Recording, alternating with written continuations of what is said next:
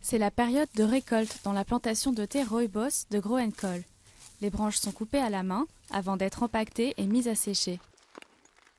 Le rooibos est ce buisson rougeâtre dont on extrait le thé, une boisson de plus en plus prisée à l'étranger. Les exportations ont quadruplé en 13 ans. Ce thé est connu pour ses bienfaits autant que pour son goût, mais il ne pousse qu'ici, dans cette petite région à l'ouest de l'Afrique du Sud. Le rooibos est un pur produit de ces terres. Il pousse ici naturellement et seulement ici.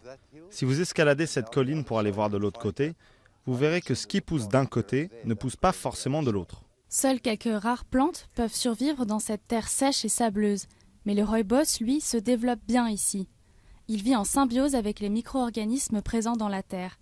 Des agriculteurs ont essayé de faire pousser des rooibos en Australie, aux États-Unis et même en Chine, mais n'y sont jamais arrivés.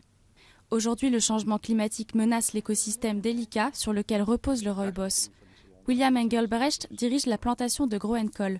Il a dû s'adapter aux étés plus chauds, aux hivers plus secs et aux conditions météorologiques imprévisibles. Avant, on avait l'habitude de labourer le sol, mais on le fait de moins en moins. On préfère garder le sol en l'état pour servir d'isolation et préserver l'humidité.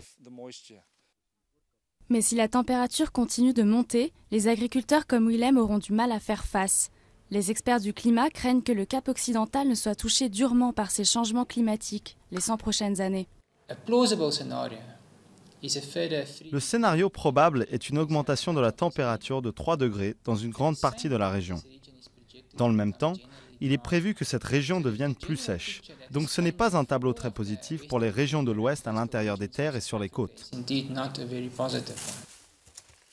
Ceux qui dépendent du rooibos pour vivre essayent de rester optimistes. Il y a assez de plantes ici pour générer près de 5 millions de tasses chaque année et la demande est forte. Pour l'instant, le business du thé extrait du rooibos explose. Reste à savoir pour combien de temps.